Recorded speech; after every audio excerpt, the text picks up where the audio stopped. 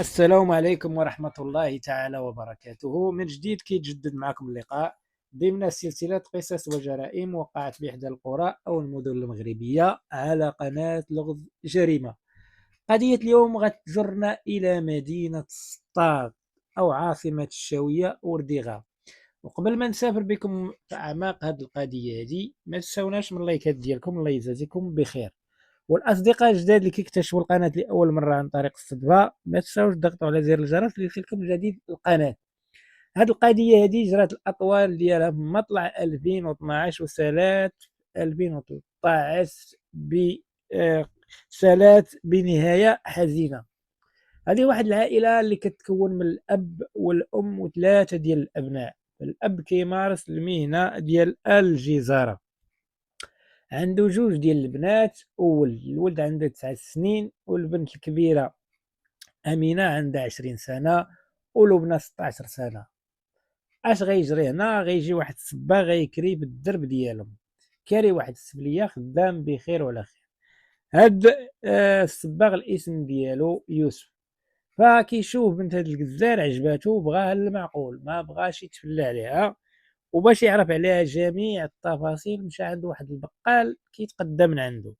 سولو قال لي ودي انا راه بغيت نتزوج وعجبتني هاد بنت الجزار وبغيت معاها المعقول. فهنا البقال قال لي الله يا ودي انت ما بغيتي غير المعقول، واللي هرب للزواج هرب للطاعه. قال لي ودي راك بغيتك توسط ليا تمشي عند هاد الجزار شوفوا واش غيوافق ولا ما يوافقش. فبالفعل ان هاد البقال كيعرف هاد الجزار لانهم كلهم في الدرب. مشى عنده قال لي ودي راه هذاك الصباغ اللي كاري البلاصه الفلانيه اللي قريب منهم راه بغى بنتك. فهنا هاد الجزارة ودي قال لي خليني حتى نشوف البنت والأم ديالها واش باغي، لأن هما اللي يقدروا يوافقوا، أنا راه ما غنزيد غير الخير. فهنا الجزار قالها لبنتو والزوجة ديالو وافقوا. دازت واحد المدة، هنايا يوسف رجع عند البقال قال لي ودي هادوك الناس راه وافقوا، بغا يعطيوك بنتهم. فيوسف من مدينة خريبكا لأن العائلة ديالو في خريبكا، علم العائلة ديالو. العائلة هنا الإخوان ديالو ولا الأخوات ديالو فرحوا. الأم كذلك ما قدتها فرحة لأنهم عرفوا أن خوهم بغى يتزوج ويعمر الدار توا ويدير وليدات. فجاو عنده من مدينة خريبكا باش يديروا الخطوبة. بالفعل جاو داروا ديك الخطوبة اللي اقتصرت غير على العائلة. وهنايا هاد الجزار عطاهم موعد امتى غيضربوا داك العقد، يديروا العقد ديالهم باش من بعد يديروا الزواج. يوسف هنا قال لي مودي انا راه غادي نجمع راسي ونجمع شي حاجه ديال الفلوس باش انا نوجد، باغي ندير العرس ديالي في مدينه خريبكا. هنا اشنو اللي غيجرى؟ غادي تبدا دوز الايام، وصل داك اليوم الموعود اللي غيديروا فيه العقد.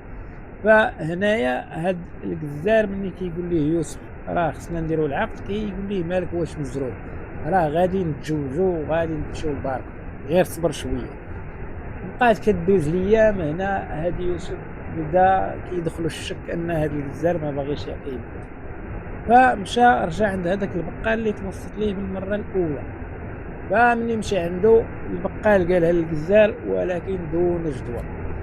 هنا اشنو اللي غيوقع؟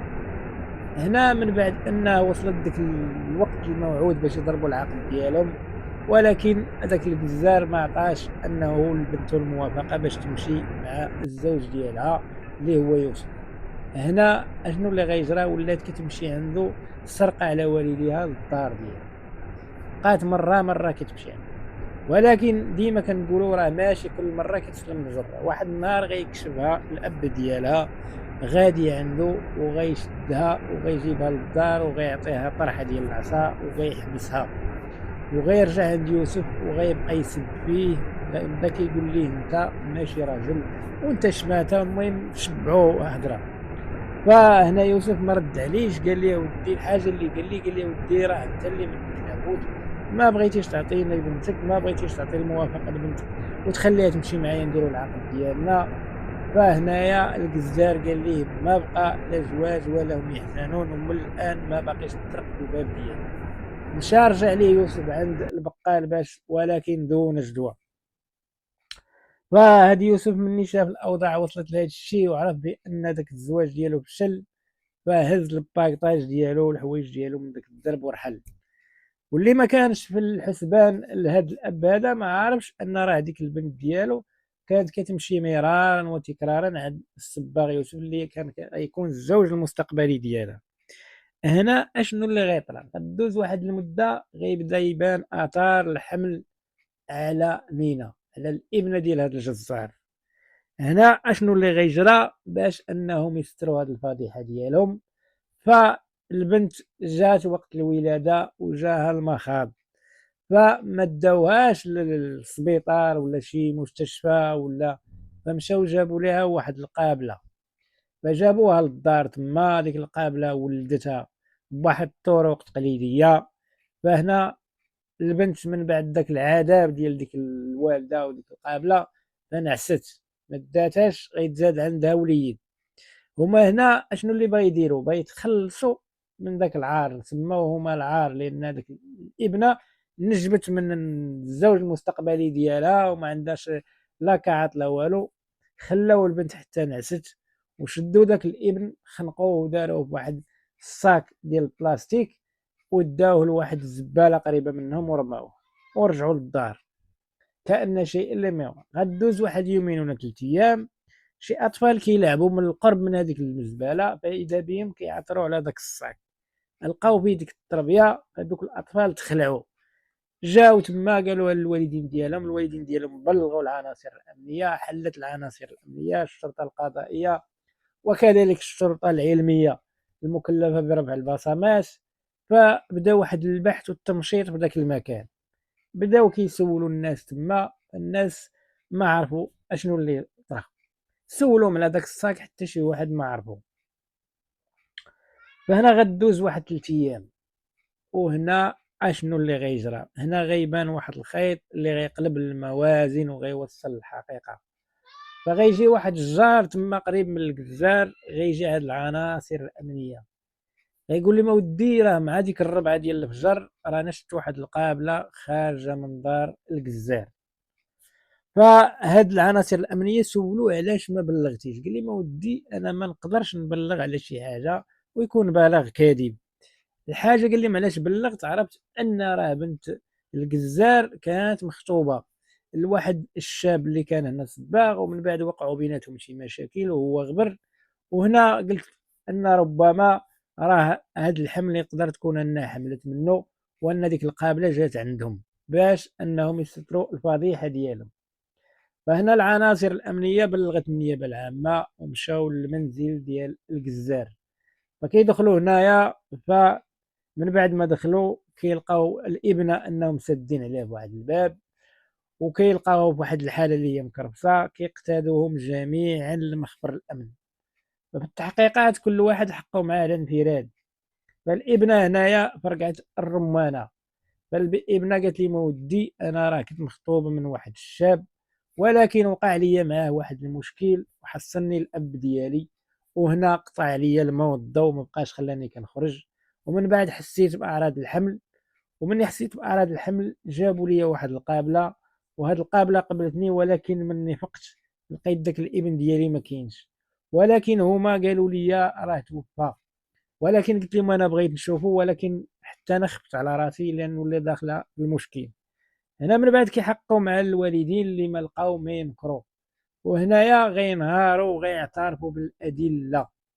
فالوالدين كيقولوا في الاعترافات ديالهم ان بالفعل الابنه ديالنا كانت مخطوبه من واحد الشاب، وحنا رفضنا انها باش دير ذاك العقد في الوقت المحدد، ومن بعد ما كناش عارفين ان راه كتمشي عنده وقع هذا الحمل. وباش نستروا هذه الفضيحه هذه وسط الدرب والحي، فتخلصنا من هذا الجنين وهذا الطفل اللي تزاد وديناه لديك المزبله، وقبل ما نديوه راه خنقناه. هنا من بعد كذلك غيجيبوا داك الشاب يوسف الصباغ اللي حتى هو ادلى بالتصريحات ديالو، وقال بالفعل انا كنت خطبت هاد الفتاه بنت الجزار، ولكن من بعد الاب ديالها ما وفاش بالوعود ديالو لانه رفض ان بنته دير معايا العقد. ومن بعد ولات كتجي عندي ووقع ما وقع بيناتنا. فهنايا من بعد هذه الاعترافات التلقائيه لا للاب ولا للام ولا كذلك الخطيب اللي كان غيكون الزوج ديال هذه الفتاه مينا، غيتقدموا جميع امام القضاء والقضاء هنا غيكون صارم وغيضرب بيد من حديد. فالأب والأم كيتحكموا هنا ب25 سنة مع القتل العمد والتستر على جريمة وإلى غير ذلك. وهنا كذلك غتحكم الابنة والزوج اللي كان غيكون زوج ديالها المستقبلي غيتحكموا ب2 سنين جراء الفساد والتستر على جريمة بالنسبة للفتاة. والى هنا كتنتهي قصتنا وقضيه اليوم. هاد القضيه اللي قلت لكم في البدايه ديالها ان هاد القضيه ولات منتشره في السنوات الاخيره ومن الطابوهات المسكوت عنها، لان بزاف ديال الوليدات كيمشيو ضحيه واللي لا ذنب لهم. الذنب ديالهم ان الوالدين ديالهم دخلوا في واحد العلاقه غير شرعيه وبالتالي كينتج عليها حمل، ومن بعد ان ديك الام اولا العائله ديالها كيبغيو يتخلصوا من داك الجنين، اما كيديوه يرميوه في بعض الحاويات ديال الازبال اولا بعض الاماكن في الخلاء. فلا حول ولا قوه الا بالله.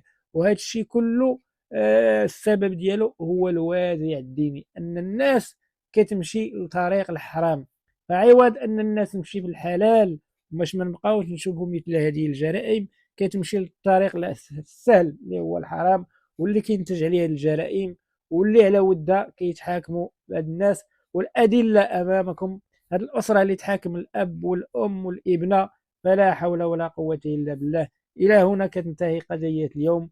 تحيات واحترامات قناه لغز جريمه، الى اللقاء.